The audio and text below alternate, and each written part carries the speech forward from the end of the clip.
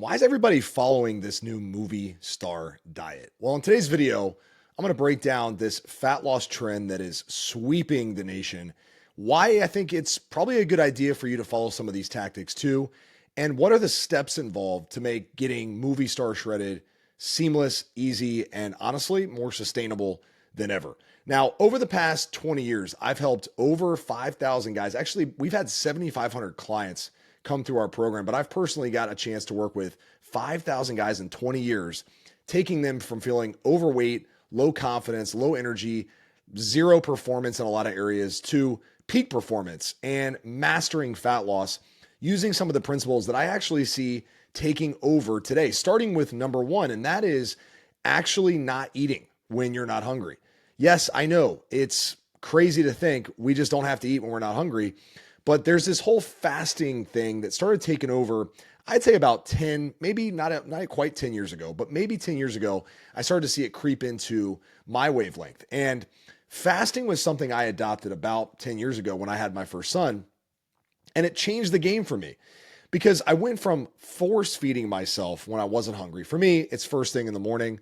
I'm not a breakfast guy. I love breakfast food, but I'm not a breakfast guy. And so avoiding food when I'm not hungry allowed me to eat more when I am hungry. I know it sounds like a simple concept, but you'd be surprised at how many people still think eating breakfast somehow jumpstarts their metabolism. Now, celebrities have figured this whole thing out because they're just at the forefront of what's working and what's not. So I talk to a lot of people in the movie industry and just in the entertainment world who want to look good, need to look good quickly for certain things, want to look good on camera, and they've started adopting fasting all across the board. So there's a couple ways to do this. One is just your general straightforward fast where, okay, we're not going to eat for the first 8 hours of the day. We wake up at 7 a.m. We won't really eat until 2 or 3 in the afternoon. That's a pretty lengthy fast for most people. I don't typically start my clients there. I typically start with a 16-8 style of fast, meaning we're going to eat for 8 hours of the day and fast for 16 hours, including the time that we sleep. So the way this works is we don't necessarily stay strict to the end of the fasting window, but if you wake up the first 5 hours of the day, we're not going to eat. Okay. And that might mean someone wakes up at 7 and eats their first meal at 12. Someone wakes up at 6, eats their first meal around 11.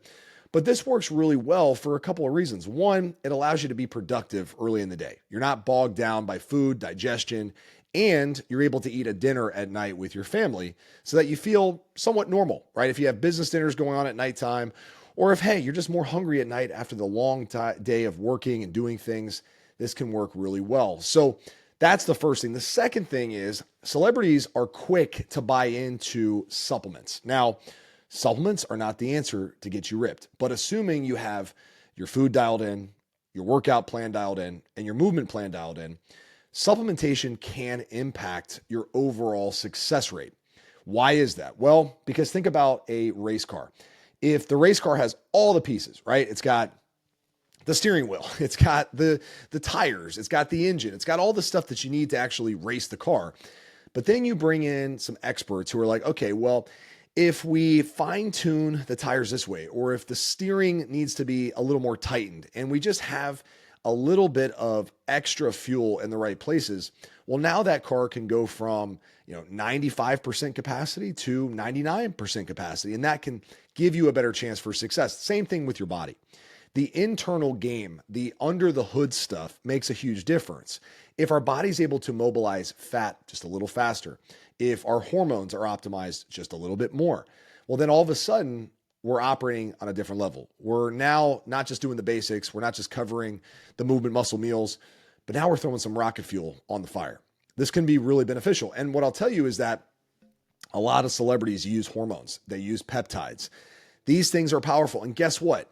They're now available to you. And I'm not telling you a blanket recommendation to go out and start flooding your body with hormones and peptides. What I'm saying is get the foundation built, but also understand what's going on underneath the hood. So don't buy into this whole once a year I go see my doctor.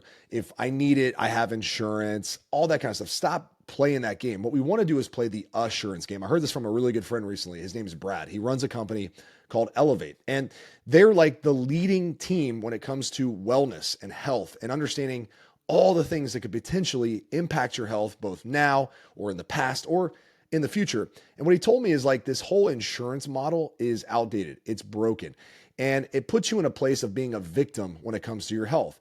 Celebrities are being proactive with their health. They're getting blood work done every 3 months. They're taking peptides that are safe and healthy and recommended to speed up things like fat loss, slow down aging, and build more muscle faster. This is the game that you might want to play if you're in the game of elevating your health and fitness and living a longer, higher quality life. We're not talking about abusing anabolics or abusing steroids or doing any of that stuff that could hurt your health. We're simply talking about maximizing the safe and effective protocols available to us. Now, the third thing that I see celebrities do, and I should probably mention, by the way, we have a whole peptide guide that I put together. It covers literally 14 pages of peptides. I put it together for you. It's free. All you got to do is comment the word peptide on this video, and I'll send you a link to get the whole thing 100% free. Now, the third thing that celebrities do and that movie stars are following with their diet protocols is they're not afraid of short sprints where we're a little bit more aggressive with fat loss. Now, I know the name of the game is sustainability, but what I teach our clients inside of our program, which you can learn more about, there's a link below in the description of this video. I teach clients to have gears, all right, and to have seasons throughout life. Ultimately, you got to know when to push it into higher gears. All right. You got to know when it's time to put the pedal to the metal and get aggressive with fat loss. I think there's a couple times a year that make a ton of sense. One would be the springtime. The summer's coming. The weather's starting to warm up. You're a little bit more motivated. You're a little bit more focused. There's not a whole lot going on from holidays and stuff like that.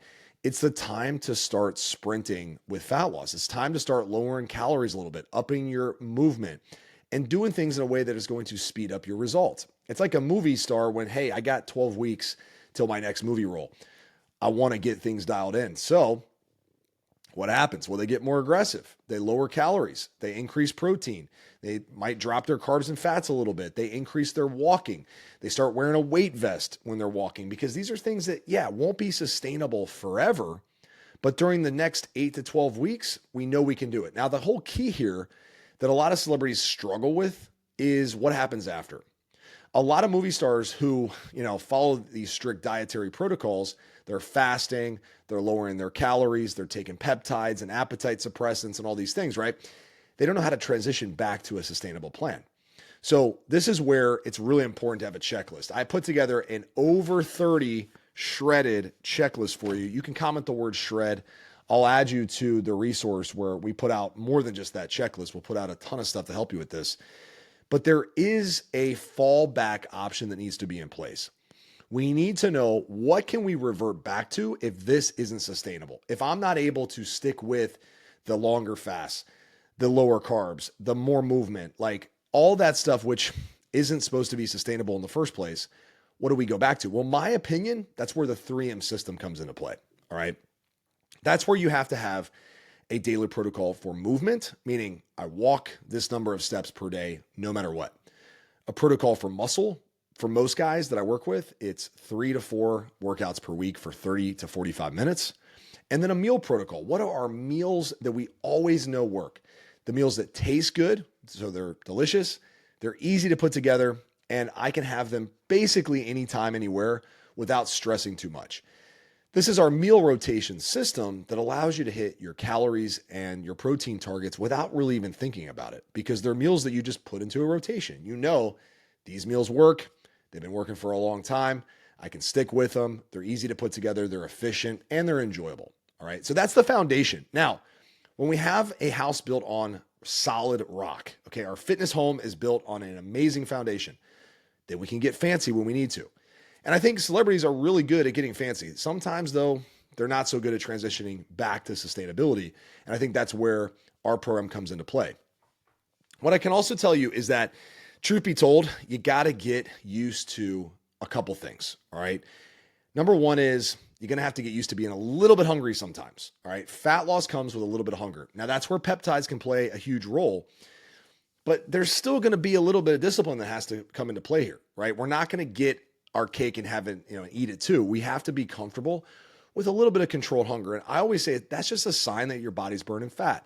I'm not talking about being starving. I'm not talking about ravenous and wanting to eat anything that has a calorie. I'm talking about, hey, you know what? It's time to eat. And yeah, I'm ready, right? My tank feels a little bit empty. I need to eat something. That's why it's so important to have satiating foods in your diet. And celebrity meals that people follow are really good with this. So here's the bottom line. I see a lot of meal plans right now being built for short term that are revolving around a few things. Number one, red meat. Okay. Red meat is very satiating. It's also very healthy in a lot of cases. Sometimes you got to be careful if you have health issues that would result in you needing to have less red meat. But I see a lot of people kind of following this hybrid carnivore approach, right? Because number one, it eliminates processed food, which I think is a good idea for a lot of people. That really can impact your appetite from a negative perspective and throw you into a loop when it comes to food kind of habits and addictions. So they're sticking to meats, fish, fruit, potatoes, and a little bit of rice. Honestly, from a baseline perspective, throw some eggs in there too. I think that's a really good plan. I do think, though, that you need to have awareness that, hey, there might be times where you got to eat out at restaurants. There might be times where you want to have a glass or two of wine. That's where I want to teach you and hopefully inspire you that it doesn't have to be super strict all the time. You might have, 4 or 5 days out of the week where you're super strict, and then 2 days out of the week where you're not going crazy with food, but you have a little more leeway. Maybe you have an appetizer at dinner, maybe you have a dessert, maybe you have a couple drinks. And this is just how you live to get ripped. And then once you're ripped, you can even be a little bit more flexible with your diet because you're just trying to maintain at that point. So you allow yourself some more calories, you allow yourself a little more freedom. All right. But this is what meal plans and dietary guidelines look like for this movie star kind of approach, right? Where it's like, let's get ripped as quickly as we can. Let's then pivot hopefully into a sustainable model, which, by the way, I put together a whole video you should watch next on how to really build this out for sustainability. I highly encourage you to check that one out next, and I'll see you over there. Life moves fast. Make it count. Talk to you then. Peace.